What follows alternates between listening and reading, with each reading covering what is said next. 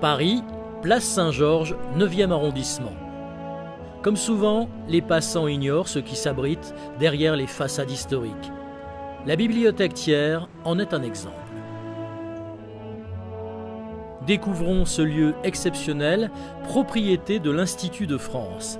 Ouvrons les portes de la bibliothèque Thiers à la recherche de trésors secrets. Une collection impressionnante de tableaux de maîtres et de copies. Lettres, incunables, manuscrits, ici la culture du XIXe siècle règne en maître. Des guides de prestige, académiciens, administrateurs, historiens et bibliothécaires nous aident à découvrir ce lieu magique et préservé dans Paris. Bonjour, monsieur Surchelier. Bonjour, confrère, bonjour. Merci d'être des nôtres aujourd'hui, je vous en prie. Pardon. Donc nous allons nous diriger vers cette cheminée, sous le portrait d'un jeune Adolphe Thiers. Nous sommes donc dans l'hôtel particulier où vécut Adolphe Thiers, deuxième président de la République entre Napoléon III et MacMahon. Après le décès des époux Thiers, Félicidone, la belle-sœur, hérita de l'hôtel et de tout son contenu artistique. Elle-même légua en 1905 l'ensemble à l'Institut de France qui créa la bibliothèque Thiers.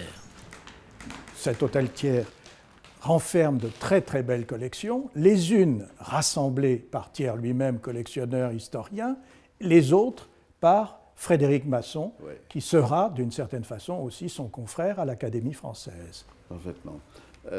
Alors, Thiers est un collectionneur effréné. Oui. Tout ce qui figurait dans cette maison comme archives historiques, et notamment les souvenirs de Thiers, historien de l'Empire et du consulat, sont restés ici, ce qui fait que c'est une bibliothèque très concentrée, très importante, très savante, très nombreuse sur le premier 19e siècle. C'est un centre d'histoire et de recherche qui s'est beaucoup enrichi depuis. Oui. Et notamment avec l'arrivée des collections de Frédéric Masson, grand historien de l'Empire, de Napoléon, et qui a lui aussi légué toute sa bibliothèque et ses objets et ses souvenirs napoléoniens, d'objets de la légende napoléonienne qui sont ici dans des armoires venant de Frédéric Masson. La bibliothèque Thiers a donc pour mission de gérer simultanément deux collections, celle encyclopédique d'Adolphe Thiers et celle de Frédéric Masson, grand historien napoléonien des années 1900. Ces deux collections réunies totalisent 130 000 volumes, des milliers de lettres, périodiques et manuscrits, 2000 objets d'art populaire et des centaines de gravures et de toiles de maître. Napoléon est un génie, pas seulement un génie militaire, mais un génie de la communication, dans la mesure où il a anticipé sur ce qui caractérise la communication, à savoir l'image. Napoléon s'est conçu pour l'image. Regardez-le, le petit chapeau, la redingote grise, la main dans le gilet. N'importe quel acteur, y compris Christian Clavier, peut interpréter le rôle de Napoléon. Il est immédiatement identifié comme Napoléon.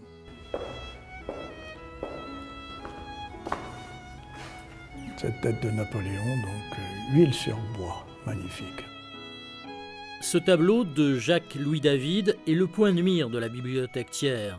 Peint en cadeau pour son jeune frère Jérôme Bonaparte, roi de Westphalie, Napoléon est en grande tenue impériale, un regard saisissant de vérité. D'une plastique quasi parfaite, la couronne de laurier, la cravate de mousseline et le collet d'hermine blanche sont d'une totale réussite. Je dois dire que la présence du David est probablement ce qui est le plus émouvant.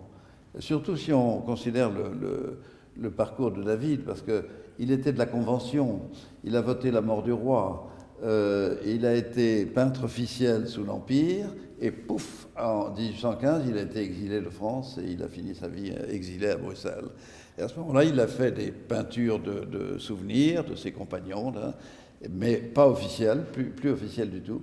Et les généraux, maréchaux de Napoléon, allaient à Bruxelles avoir leurs tableaux faits par David. Magnifique. C'est incontestablement le peintre le plus important de la période, mais il ne faut pas sous-estimer Gros. Et Gros était le peintre que Napoléon appréciait peut-être le plus. Dans la question de savoir quels sont les rapports entre Napoléon et un peintre, il y a une anecdote célèbre. c'est au fameux salon où Gros expose sa bataille d'Eylau. Napoléon assistait à l'inauguration du salon où tous les peintres exposaient leurs œuvres de l'année.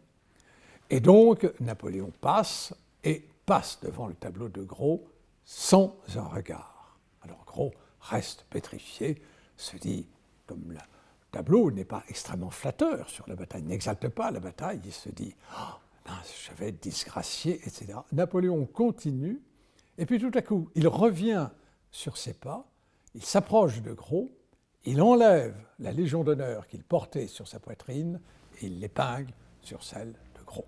Voilà les rapports entre un peintre et son souverain. Bien entendu, Gros, après David, est le peintre le plus adoré par